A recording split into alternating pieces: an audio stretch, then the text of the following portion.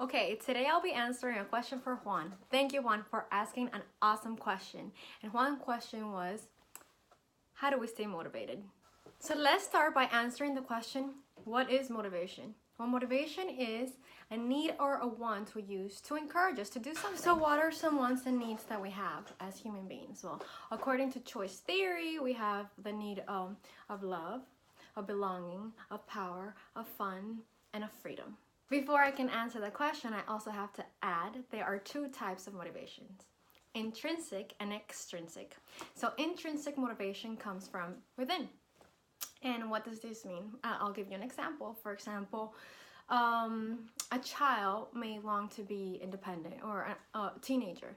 And so this longing for independence or freedom, if we are choosing the wording from choice theory, is going to push this teenager or this child to maybe do better in school so they can have a successful future and become independent in long term. So this is a child that has a lot of intrinsic motivation that derives from the need of freedom. So let's talk about extrinsic motivation. So this is a motivation that comes from the outside. So an example of this would be when you potty train. So if you potty train and you are using a positive reinforcement, such as you go to the bathroom, I'm gonna give you M&M. So that would be extrinsic. So you're giving the child an M&M so they could do the task, right? So the motivation in this case comes from the outside, and you're motivating the child with an M&M. Another important thing to know is that you can use both of these motivations to kind of encourage the other. So what does that mean? So let's talk about as a parent. As a parent, you can use this by, let's say you want your child to love reading.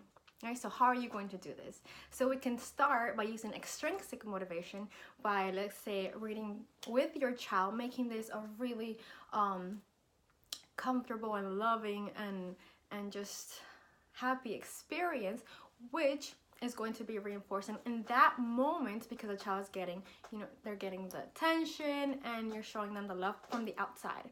When you continue to do this on the long term, let's say you start reading with your child when they're born and you continue to do so throughout their childhood, this is going to create intrinsic motivation, in that child is going to relate that sense of belonging and loving to the reading. And so now it becomes more of, every time I read, I have this feeling of belonging and love. And so now you have changed it from extrinsic to intrinsic. And you can also kind of, not on purpose, but if you're doing something intrinsic, it can also give you extrinsic motivation. An example of this is that child, or that teenager that studied really hard, their intrinsic motivation was freedom, and all of a sudden, because they work really hard in school, now they're getting all this money, so now they're getting motivation from the outside too. Okay, so how do we stay motivated? Well, just like in our last video that I said, awareness is key. Well, in this case, awareness is key too. Why do I say this? I work with a lot of people, especially people that are suffering through depression, that have forgotten what motivates them.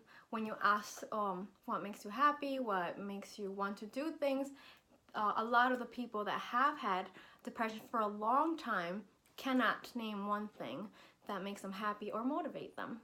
And so for people who are suffering from depression, and for people in general, it's important to kind of stop and think about what motivates you. What are needs and wants that motivate you? And so, for example, a lot of times when I'm talking with people that suffer from depression, I'm here asking, what made you smile for the past week? And so sometimes they can't remember what made them smile, yet when we're having this interaction, sometimes they are smiling while they're talking to me. Not all the time, depending on the level of depression, but sometimes they are. And so that sense of belonging is being met. And so we go from there. So it's important to just stop and think what motivates you. Like using your need for freedom as a means to work really hard towards independence. Or using your need for fun to work really hard towards getting that trip to a cruise. So you can use those needs and wants as means, but you can also use those needs and wants as the end goal. So for example, let's say I really like the kid that I was talking about that really wants to buy that car. He's using that need of the car, right, to work towards and motivate himself or herself towards getting that car. So once you identify this want or need that you are willing to use as a mean or as an end, then you can begin using it as an external motivation. Okay, an example of this would be, okay, I love spending time with, I don't know, let's say Gio. And so, but I know that I need to do really well on, let's talk about, okay, an exam. So I'm going to work really hard, and if I get an 80%, I'm going to go and have dinner with Gio. Okay, that would be one point, and Gio's my husband.